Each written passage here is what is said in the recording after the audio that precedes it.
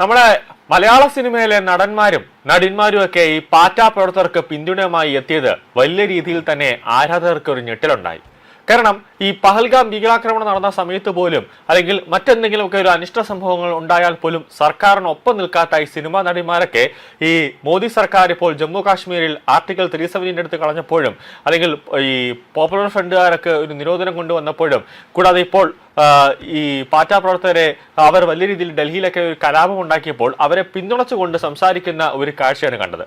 സ്വാഭാവികമായിട്ടും ഈ സിനിമാ നടന്മാർക്കും നടിമാർക്കും ഈ രഞ്ജിനി ഹരിദാസിനെ പോലുള്ള അവതാരികർക്കൊക്കെ എന്തെങ്കിലുമൊക്കെ 10 പൈസ എവിടെ നിന്നെങ്കിലും കിട്ടിക്കാണണം.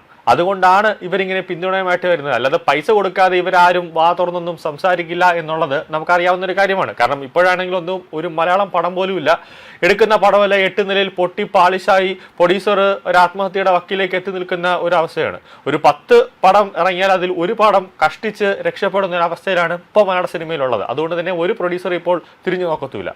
ഇപ്പോൾ കുറച്ച് വിവരവും അല്ലെങ്കിൽ കാര്യപ്രാപ്തിയും ഉള്ളത് സൽമാൻ ഖാൻ ആണ് എന്ന് തോന്നുന്നു. ഇപ്പോൾ സൽമാൻ ഖാന്റെ ഒരു സന്ദേശം തന്നെ പുറത്തു വന്നിട്ടുണ്ട്. നരേന്ദ്രമോദി സർക്കാർ ഇപ്പോൾ വ്യക്തമായ ശക്തമായ ഒരു നടപടി എടുക്കും നീറ്റ് വിഷയവുമായി ബന്ധപ്പെട്ട്. അതുകൊണ്ട് തന്നെ നിങ്ങൾ ഇനിയിപ്പോൾ ഈ സമരം നടത്തുന്നതിൽ കൊണ്ട് വലിയ അർത്ഥമൊന്നുമില്ല, അതുകൊണ്ട് പിരിഞ്ഞു പോകണമെന്ന് തന്നെ സൽമാൻ ഖാന്റെ ഒരു പ്രസ്താവന ഇപ്പോൾ വന്നിരിക്കുകയാണ്. അതായത് നീറ്റ് പരീക്ഷാ ചോർച്ചയിൽ പ്രധാനമന്ത്രി നരേന്ദ്രമോദി തന്നെ നേരിട്ട് ഇടപെട്ട് കുറ്റക്കാർക്കെതിരെ വൻ നടപടികൾ എടുക്കുമെന്നാണ് സൽമാൻ ഖാൻ ഇപ്പോൾ പറയുന്നത്.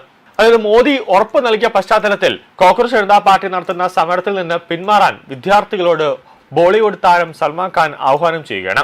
ചോദ്യപേപ്പർ തട്ടിപ്പുകാർക്കെതിരെ വേഗത്തിൽ ശിക്ഷ ഉറപ്പാക്കാൻ അടിയന്തരമായി ഫാസ്റ്റ് ട്രാക്ക് കോടതികൾ സ്ഥാപിക്കുമെന്നും വിദ്യാർത്ഥികളുടെ സുരക്ഷയ്ക്കായി മുൻഗണന ആണ് നൽകുന്നതെന്ന് പ്രധാനമന്ത്രി വ്യക്തമായി കഴിഞ്ഞു. ഈ ഫാസ്റ്റ് ട്രാക്ക് കോടതി മോദി ഇന്നലെ പറഞ്ഞു ഉടനെ തന്നെ ഡൽഹി ഹൈക്കോടതി ഒരു ഫാസ്റ്റ് ട്രാക്ക് ഹൈക്കോടതി സ്ഥാപിച്ചു കഴിഞ്ഞു. ഈ സാഹചര്യത്തിൽ വിദ്യാർത്ഥികളും രക്ഷിതാക്കളും ആവശ്യമില്ലാതെ വേവലാതിപ്പെടേണ്ടതില്ലെന്നും CJPയുടെ രാഷ്ട്രീയ അജണ്ടകൾക്ക് വഴങ്ങാതെ വിദ്യാർത്ഥികൾ സമരം നിർത്തി വീടുകളിലേക്ക് മടങ്ങണമെന്നാണ് സൽമാൻ ഖാൻ സോഷ്യൽ മീഡിയയിലൂടെ ആവശ്യപ്പെട്ടത്. വിദ്യാർത്ഥികളുടെ ന്യായമായ ആവശ്യങ്ങളെ പ്രതിപക്ഷം രാഷ്ട്രീയ മുതലെടുപ്പിനായി ഉപയോഗിക്കുകയാണെന്ന് ആക്ഷേപം ശക്തമാകുന്നതിനിടെയാണ് സൽമാൻ ഖാന്റെ തുറന്ന പറച്ചിൽ ഇപ്പോൾ വന്നിരിക്കുന്നത്. സമരത്തിന് പിന്തുണയുമായി രംഗത്തെത്തി നിലവിൽ ആശുപത്രിയിൽ കഴിയുന്ന സാമൂഹ്യ പ്രവർത്തകൻ സോനം വാങ്ചുക്കിനോട് നിരാഹാര സമരം അവസാനിപ്പിക്കാൻ സൽമാൻ ഖാൻ അപേക്ഷിച്ചിരിക്കുകയാണ്.